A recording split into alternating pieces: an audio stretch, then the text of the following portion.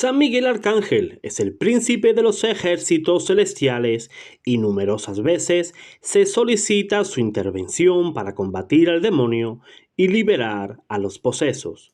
¿Sabías que este ángel intervino en el exorcismo tal vez más famoso de la historia? Así es, el film El Exorcista, aquella célebre película de terror que se estrenó en 1973 y se basó en un libro del mismo nombre. Se inspiró en un exorcismo ocurrido en Estados Unidos en el año 1949. El caso se popularizó como el exorcismo de Mount Rainier, pero al final de este caso real fue muy distinto al que relató la película. Aquí te lo cuento.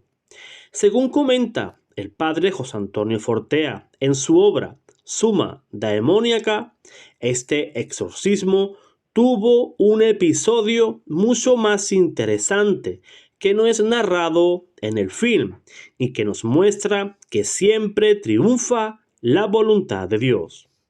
En primer término, el sacerdote del caso real no muere como en la película. No obstante, hay una omisión más importante que el padre Fortea nos recuerda.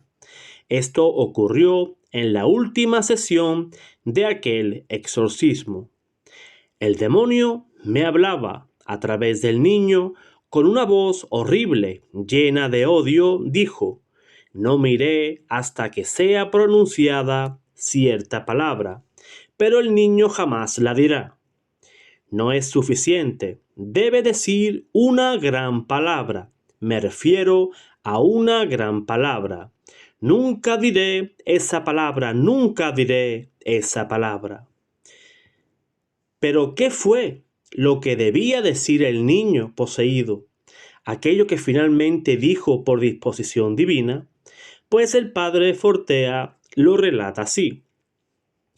El exorcismo prosiguió y de pronto el chico habló con una voz en un tono claramente autoritario y al mismo tiempo digno. El poseso dijo: soy San Miguel y te ordeno, Satán, que abandones el cuerpo en el nombre de Dominus, inmediatamente ahora, ahora.